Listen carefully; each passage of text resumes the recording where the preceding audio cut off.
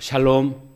오늘도 주님이 함께 하십니다. 오늘 우리가 함께 나눌 말씀 본문은 열왕기상 22장 29절에서 40절까지 말씀입니다. 이스라엘의 왕과 유다의 여호사밧 왕이 길르앗 라못으로 올라가니라.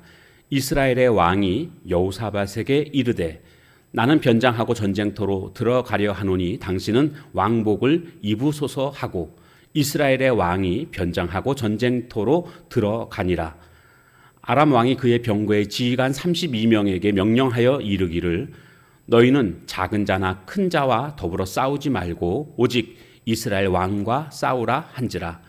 병거의 지휘관들이 여호사밧을 보고 그들이 이르되 이가 틀림없이 이스라엘의 왕이라 하고 돌이켜 그와 싸우려 한즉 여호사밧이 소리를 지르는지라.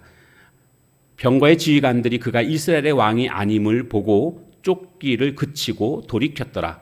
한 사람이 무심코 활을 당겨 이스라엘 왕의 갑옷 솔기를 마친지라. 왕이 그 병거 모는 자에게 이르되 내가 부상하였으니 내 손을 돌려 내가 전쟁터에서 나가게 하라 하였으나 이날에 전쟁이 맹렬하였으므로 왕이 병거 가운데에 붙들려 서서 아람 사람을 막다가 저녁에 이르러 죽었는데 상처의 피가 흘러 병거 바닥에 고였더라. 해가 질녘에 진중에서 외치는 소리가 있어 이르되 각기 성읍으로 또는 각기 본향으로 가라 하더라. 왕이 이미 죽음에 그의 시체를 메어 사마리아에 이르러 왕을 사마리아에 장사하니라. 그 병거를 사마리아 못에서 씻음에 개들이 그의 피를 핥았으니 여호와께서 하신 말씀과 같이 되었더라. 거기는 창기들이 목욕하는 곳이었더라. 아합의 남은 행적과 그가 행한 모든 일과 그가 건축한 상하궁과 그가 건축한 모든 성읍은 이스라엘 왕 역대 지략에 기록되지 아니하였느냐. 아합이 그의 조상들과 함께 자매 그의 아들 아하시아가 대신하여 왕이 되니라. 아멘.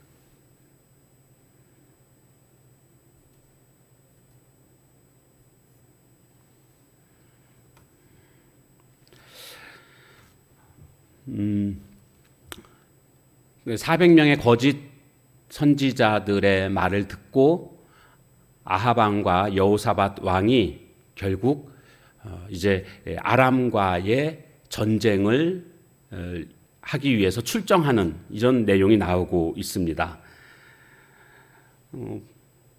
분명히 하나님께서는 미가야 선지자를 통해서 전쟁을 하게 되면 이스라엘이 패하게 될 것이고 즉 아합 왕은 죽게 될 것이다. 이런 말씀을 해 주셨음에도 불구하고 지금 아합 왕은 전투에 임하게 됩니다. 그러니까 하나님의 말씀의 방향으로 가야 되는데 말씀의 방향과는 정반대의 방향으로 아합 왕은 지금 가고 있는 겁니다. 이것을 영적 역주행이다 이렇게 말하고 싶습니다. 역주행하면 사고 나지 않습니까? 마찬가지로 영적 역주행이 위험한 이유는 반드시 하나님의 심판과 징계가 임하기 때문에 그렇습니다. 그런데 전쟁에 나가는데 이 아합 왕이 아무래도 이 미가야 선지자의 예언이 마음에 걸렸는지 변장을 하기 시작합니다. 왕이 아닌 것처럼 일반 군사인 것처럼 변장을 하고 나아가면서 여호사밧 왕에게 당신이 왕복을 입고 나가라 이렇게 제안을 합니다. 그 이유는 뭐겠습니까? 왕에게 공격이 집중될 것을 예상하고 자신은 안전하게 살고자 이런 지금 계략을 쓰고 있는 것이라고 할 수가 있습니다. 겉으로 보게 되면 정말 아주 현명한 대처라고 할 수가 있을 것입니다. 그런데 진짜 현명한 사람이라고 한다면 하나님의 말씀대로 순종하는 게 현명한 것입니다. 자신의 어떤 계략대로 지금 하고 있지만 그것이 대단히 뛰어난 모습처럼 보이고 있지만 그 결과는 너무나 당연하게 이제 죽음으로 끝을 내게 되는 모습을 보게 되지 않습니까? 그런가 하면 이제 이 유다 왕이었던 여호사밧은 원래 전쟁하러 온 게 아닙니다. 그 왔다가 지금 전쟁에 함께 참여하게 되고 심지어는 지금 상대방의 표적이 될 수밖에 없는 이스라엘 왕의 옷을 입고 지금 전투에 임하는 이런 상황이 벌어지게 됐습니다. 말도 안 되는 어처구니 없는 그런 요청이었지만 이 요청을 거절하지 못하고 있는 여호사밧의 안타까운 모습을 좀 보십시오. 처음부터 원래 아마 전쟁에 임하고 싶지 않았을 것입니다. 특별히 미가야 선지자의 예언을 듣고는 더더욱 그러했을 것입니다. 그리고 이것이 하나님의 뜻이 아니라는 것을 깨닫게 된다면 단호하게 행동했어야 합니다. 나는 이 전투에 참여하지 않겠습니다. 비록 힘이 없다 할지라도 그러나 단호한 그런 모습을 보여줬어야 하는데 한마디로 이 여호사밧 왕은 우유부단한 그런 왕이었다라는 것을 생각하게 합니다. 요청을 거절하지 못하고 지금 상대편 아람의 공격 타겟이 되는 이런 지금 상황에 몰리게 됩니다. 실제로 아람 왕은 32명의 병거 지휘관들에게 다른 사람하고 싸울 필요 없다. 너희들은 왕만 공격하라. 이런 명령을 내리지 않았습니까? 그래서 이 지휘관들이 전부 남유다 왕인 여호사밧을 향하여 공격을 합니다. 왜냐하면 아람의 입장에서는 왕만 공격하는 거였고 보니까 아합 왕의 옷을 입고 있는 저 사람이 분명히 아합 왕이다. 이렇게 생각을 했을 것입니다. 그래서 막 공격이 쏟아지니까 32절에 가보면 이 여호사밧이 소리를 칩니다. 여기 소리를 쳤다라는 것은 무슨 뜻이냐 하면 나 왕 아니다. 여호사밧이 소리를 지르는지라 나 왕 아니야. 나 아합 왕 아니야. 이렇게 지금 아니라고 소리를 친 겁니다. 그때에 그 아람의 지휘관들이 보니까 진짜로 이스라엘의 왕이 아닌 겁니다. 그래서 쫓기를 그치고 돌이키게 됩니다. 겨우 이제 목숨을 부지하게 되는 이제 이런 상황이 벌어지게 됐습니다. 자, 그런데 그 다음에 어떤 일이 벌어지는가 보니까 한 사람이 무심코 활을 당겼습니다. 물론 아람 사람이겠죠. 아람의 군사가 활을 하나 당겼는데 이 활이 아합 왕의 갑옷 솔기를 맞춘 겁니다. 갑옷과 갑옷을 연결하는 그 연결 부위, 그 작은 틈, 그 솔기를 맞춰서 뚫고 들어가서 아합 왕이 중상을 입게 되는 이런 상황이 벌어지게 됩니다.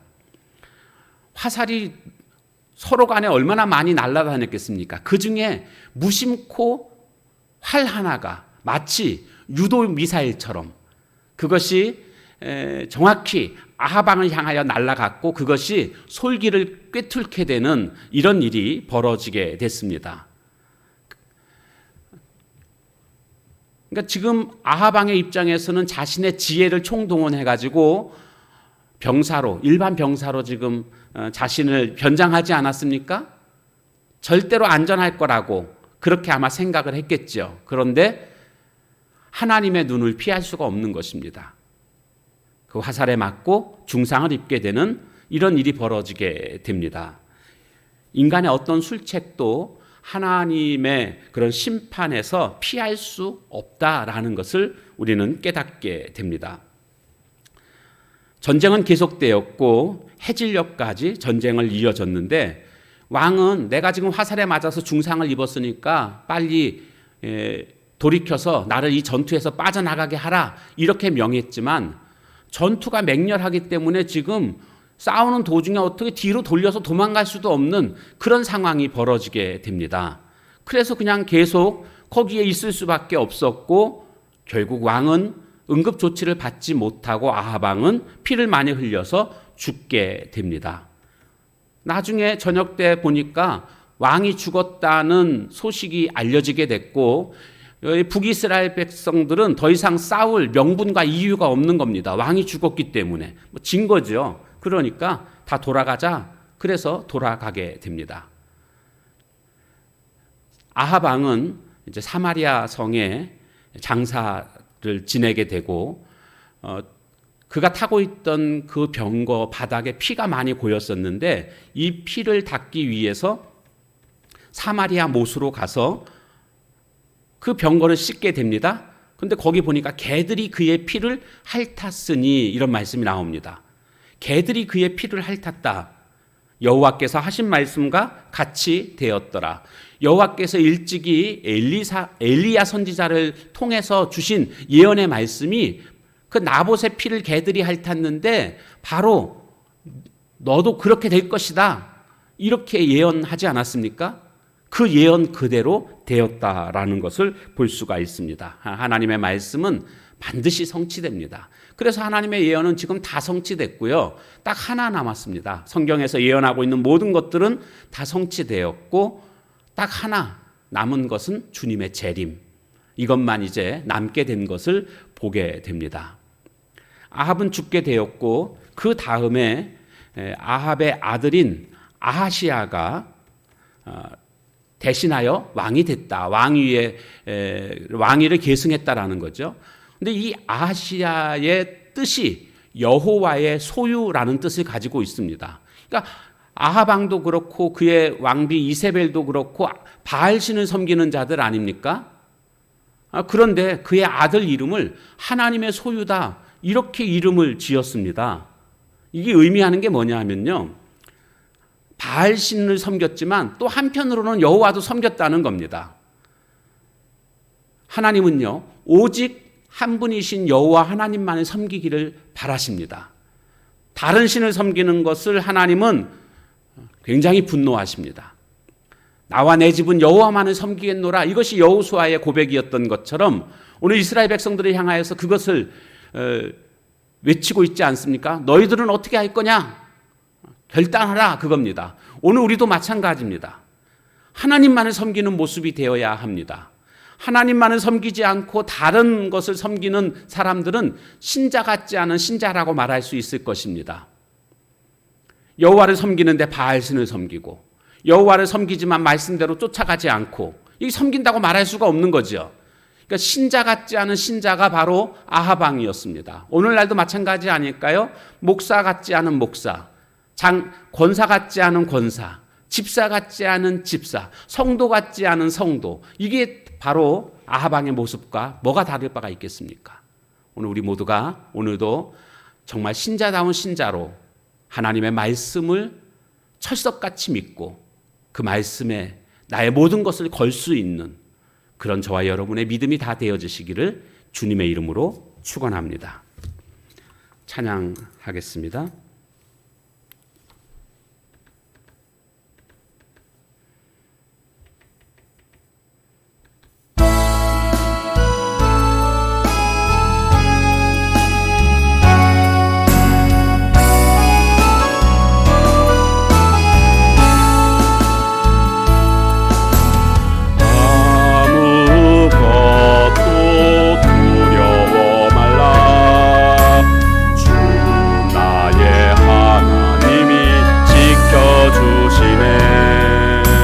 놀라지 마라, 겁내지 마라.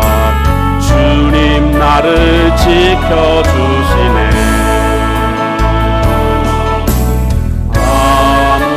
아무것도 두려워 말라. 주 나의 하나님이 지켜주시네. 놀라지 마라, 겁내지 마라. 주님 나를 지켜주시네. 내 맘이 힘에 겨워 지칠지라도 주님 나를 지켜주시네. 세상의 험한 풍파 몰아칠 때도 주님 나를 지켜주시네. 주님은 나의 산성, 주님은 나의 요새, 주님은 나의 소망, 나의 힘이 되신 여호와.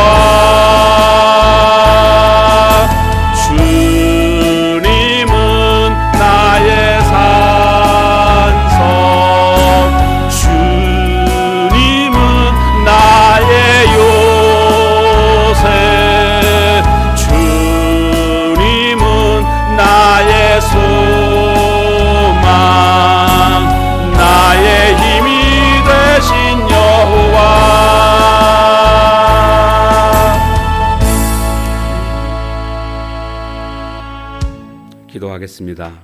하나님의 말씀과 다른 방향으로 가는 그런 모습은 영적 역주행임을 깨닫게 되었고, 이런 영적 역주행이 위험한 이유는 징계와 심판이 기다리고 있음을 보게 됩니다. 주님, 하나님의 말씀이라고 한다면 그 말씀에 쫓아 살아갈 수 있는 저희들 되게 하옵소서.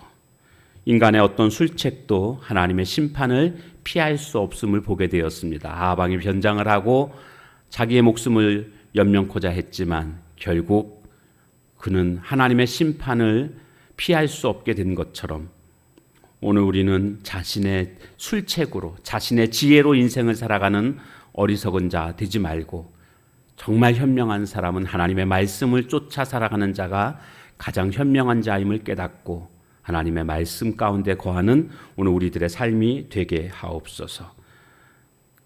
아하방은 이중적인 신앙생활을 하고 있음을 우리가 발견하게 되었습니다.